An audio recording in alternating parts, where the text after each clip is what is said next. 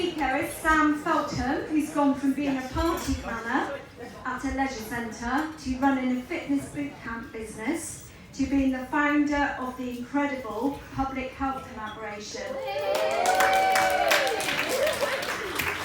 So myself, Gail, Tessa and Kat are all ambassadors, and there's quite a few ambassadors here from the PHC who've been brilliant today with helping us out, and lots of you have come to listen as well. All us nurses met through the PHC, and that's why we're here today. So over to Sam. Very much. Okey-dokey. Well, thank you very much, Catherine, and thank you to Gail, Catherine, number 2, also Tessa, there you are, and everybody that's been involved in organising this today. It's absolutely incredible to see. Now, I'd like to start off with a question. Is this on? It's the right-hand one. Yeah, I got it. There you go. Cool. So I'd like to start off with a question of who's heard of the public health collaboration before? Okay. Probably 2/3, maybe half. So that's great. We've got new people in the room that are going to find out about the public health collaboration today. So, just to give you a bit of an overview of what I'm going to be covering, I'm going to be covering who is the public health collaboration, why the PHC wants to help, and how the PHC can help. Just succinctly, the PHC is a registered charity dedicated to informing and implementing healthy decisions for better public health. Fairly simple, and quite a lot of our advisory board members are here today. You can put up your hand. And there's also Campbell, who isn't on my old slide set. So Campbell is one as well, and they're our scientific advisory board who we refer to when we come out with reports and things like that. So why we want to help. As many of you know, public health statistics at the moment aren't great, with adult obesity at 25%, childhood obesity ranging from 12 to 25% depending on the age range. Pre-diabetes is approximately at 35%, type 2 diabetes is at 6%, and all of this costs the NHS. Again, approximately, because I think those figures are from about 2016 maybe, £16 billion per year, which is absolutely insane really. And the really worrying thing is the pre-diabetes, because as we all know, pre-diabetes is type 2 diabetes waiting in the wings. So if that 35% shift up into type 2 diabetes, we're in a lot of trouble, basically. So we've got to do something about it. Now, this is the other reason that we do what we do, and I'm sure many of you recognise this as the Eat Well Guide, which is our healthy eating guidelines here in the UK.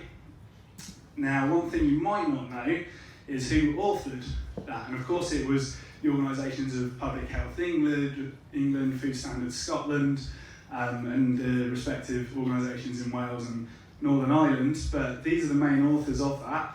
We've got Alison Nelson from the British Dietetics Association, whose members include Abbott Nutrition, Belvita and Denon, Karen Tonks from the Institute of Grocery Distribution, whose members include Kellogg's, Mars and PepsiCo, Julie Buttress from the British Nutrition Foundation, whose members include British Sugar, Coca-Cola, Heinz, Kellogg's, McDonald's, Mars, Nestle and PepsiCo, Andrea Martinez and Chastity from the British Retail Consortium, whose members include Burger King, Greggs, KFC, Subway, Katie Helliwell from the Food and Drink Federation, whose members include Association of Cereal Food Manufacturers, British Sugar, Cadbury, Coca-Cola, Denon, Haribo, and Kellogg's.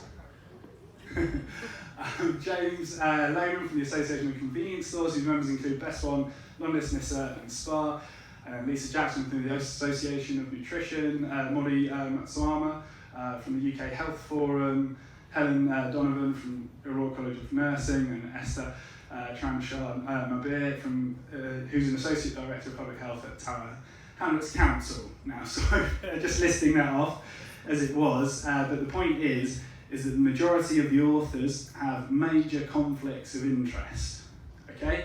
And the even more worrying thing is that it's Public Health England that gave them the responsibility to author the healthy eating guidelines. So that seems like Public Health England have in fact let the fox look after the hen house. It's a little bit bizarre to me, to be honest. And then there was Maureen Strong as well from the Agriculture and Horticultural Development Board. Now, it's not only worrying that most of the authors of the Eat Well Guide have conflicts of interest, and that we've got diabolical public health statistics at the moment. But the thing is that we're actually following those health eating guidelines fairly closely at population level. So these are statistics from the National Diet and Nutrition Survey. 2018 is the latest figures from Public Health England themselves. Now, the recommended total carbohydrate intake is 50%, and again, as a population, we're eating 48.5%.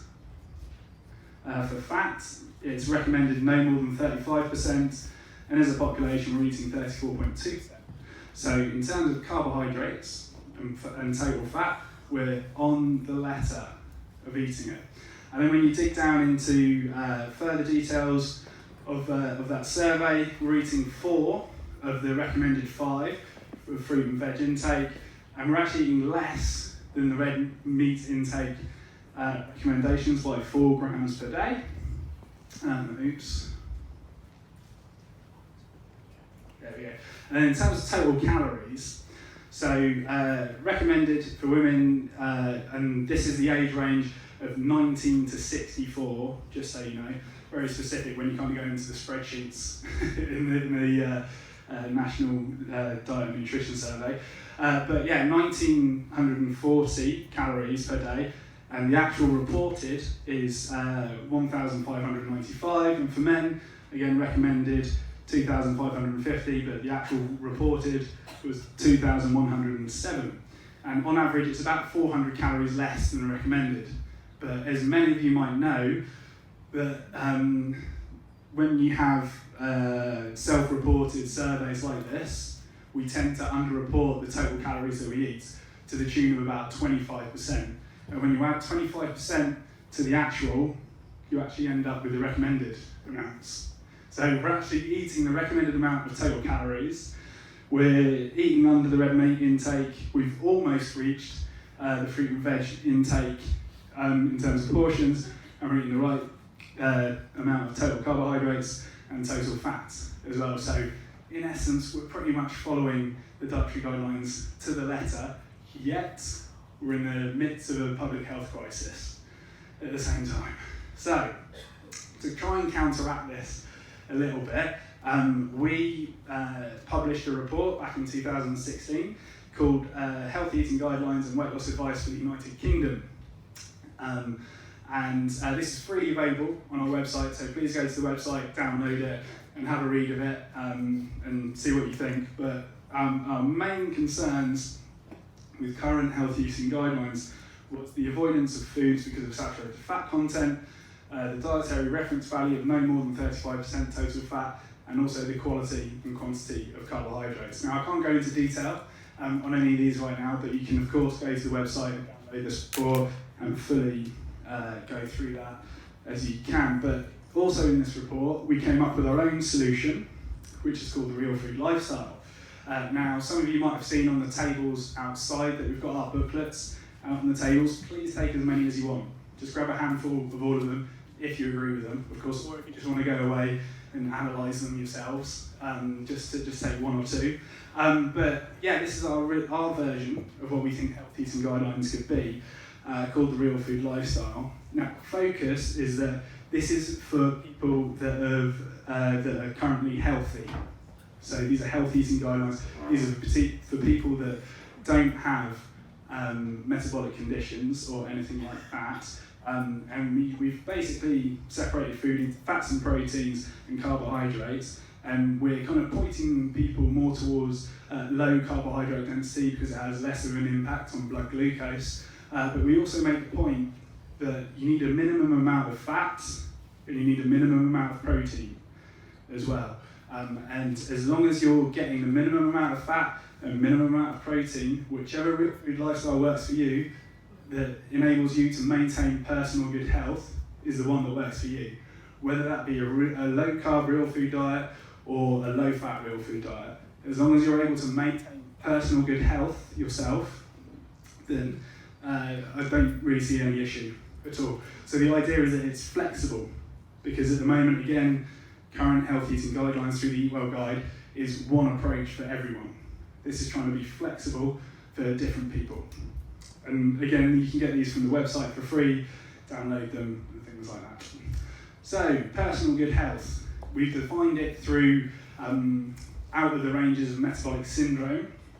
So, you're technically maintaining personal good health if you've got a waist circumference less than 90 centimetres for men and less than 80 centimetres for women, fasting blood glucose less than 5.6, blood pressure less than 140 for systolic and less than 90 for diastolic, fasting triglycerides less than 1.7, fasting HDL cholesterol greater than 1.03 for men and greater than 1.29 for women. So again, these are based on being the opposite of metabolic syndrome, essentially. And if you're within the ranges of three out of those 5, then you are maintaining personal good health, basically. But if you're not maintaining personal good health and you're out of the ranges of 3 or more of these, then we're recommending that you should go on the real food lifestyle for weight loss. And this is more of a low carb real food approach, and it's not saying that this is the only way to do this, but that it's more than likely the best approach. More than likely the first place to start, and we also try to focus on encouraging people to have a personal purpose as to why they want to lose weight and become healthier, because with a strong enough why, you can overcome any how as well. And on those booklets as well, there's a lot more detail in terms of how to actually implement this. And again, all of those booklets are out in the lobby there, so grab some for yourselves. Now, all of this is based on the randomised controlled trial evidence. Now, I'm sure everybody here knows what a randomised controlled trial is, but I always like to just make sure that we're all on the same page. So, a randomised controlled trial is where you say you take 100 people, you split them into, going too fast, split them into 2 groups and have them follow 2 different methods, so say method A and method B, and then you measure those outcomes over a set period of time and then see who does better, basically. Now, in regards to randomised controlled trials that are looking at groups following a low carb diet and a low fat diet, there's been 63 randomised controlled trials to date. 2 of those are equal in weight loss. However, 54 are greater in weight loss for low carb over low fat, and 7 are greater in weight loss for low fat compared to low carb. However, when we're trying to pin things down even further, we need to look at the significant weight loss results. And when it comes to that, there's been no significantly greater weight loss results for low fat. However, out of those 54, 32 have been significantly greater for low carb compared to low fat. So in essence, in the best nutrition science that we have available, the score is essentially 32 to 0 right now. So, it's fairly clear that it's more than likely the best place to start in terms of losing weight based on the randomised controlled trial evidence. And then when we look into, and again, these are all on the website, bhcuk.org/RCTs. Feel free to go there. It's all laid out in tables and infographics and all that stuff. And when it comes down to type 2 diabetes, there's been 16 RCTs that have looked at, as well as weight loss, HbA1c reduction as well. And 0 of those are equal in terms of HbA1c reduction. 14 out of those 16 are greater for low carb compared to low fat in terms of HbA1c reduction. 2 are equal, 2 are greater for low fat in HbA1c reduction compared to low carb, but 0 of those are significant compared to low carb. However, 9 of those 14 are significantly greater for low carb in terms of HbA1c reduction compared to low fat. So again, the score on this front is 9-0. So again, a fairly convincing score if it was a sport, whether it be rugby or football. And again, these are on the website, all laid out, phcuk.org/T2D. Okay, so how we're trying to help. So as well as kind of promoting all of that information as well, we're trying to lay a foundation for a network of healthcare professionals throughout the UK, particularly within the NHS. So again, on the website, phcuk.org/map, we have a map of what we're calling real food healthcare professionals working within the NHS on a map there, so that you can get in touch with each other.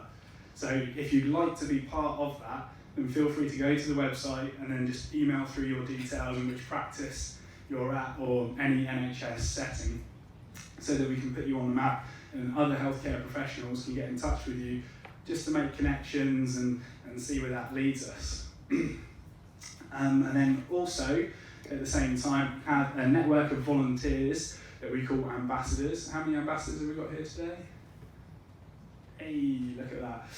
So a fair few here today, but in total we actually have 200 volunteer ambassadors across the country, which is absolutely incredible. And they all go through a training day with myself in terms of how to implement all of this information working alongside GP practices. So if you are working in any healthcare professional setting, feel free to get in touch with your local ambassador by simply just going to phcuk.org/ambassadors. Again, a very kind of simple Google map with people's location and their contact details. You can get in touch with them and then see what you guys can work out together. And if you really want to, you can sign up to be an ambassador yourself if you really fancied it, because we always welcome as much help as possible trying to create the change that we'd like to see. And kind of to give you an example, this chap here, Andy Bishop, who's one of our ambassadors in Liverpool, has done an absolutely outstanding job. He's now working with about 4 or 5 GP practices, running groups throughout North Liverpool and specifically in Kirby, which is, if you know Liverpool at all, is a fairly deprived socio-economic area. So it's absolutely able to be implemented anywhere in the country, I think. So if you're feeling like, oh, that can't be applied to my area, we've probably applied it to your area. Yeah, please do make sure that you go to the website, get in touch with your local ambassador, and see if they can help you. Now, a couple of dates for you in terms of what's coming up this year for the Public Health Collaboration. We have our conference at the University of Bristol, which is a weekend deal. It's on the 16th and 17th of May. We've got a few of the speakers that are here today, but we've also got people like Dr. Sarah Hallberg and Nina Teicholz that are coming over from America, and also a nurse coming over from Sweden called Bitten Johnson, who's going to be doing things on sugar addiction and things like that. But it's a real fantastic day where you just, again, get to meet like-minded people, find out new information and things like that. So please check it out at phcuk.org/conference. And then last thing is that we're going to be running our 2nd annual Real Food Rocks Festival. So this is a real family-friendly day that is centred around real food, real music and real fun. It's for all the family, so feel free to bring your family along and involved with all of this stuff. And it's going to be, tickets aren't quite on sale yet, but they will be soon. Tickets are £10 for adults and £5 for children. So cheap as low carb chips. But if you want to check that out, go to realfoodrocks.co.uk. Now, going back to kind of the presentation itself, in conclusion, we're just trying to point out that I think for the past 30, 40 years, we might have been using the wrong end of the hammer to hit the nail. And all we want to say is if you turn that hammer around and use the end that works best, then we're likely to make a bigger impact and improve people's lives. And that's it, basically. So, thanks for that.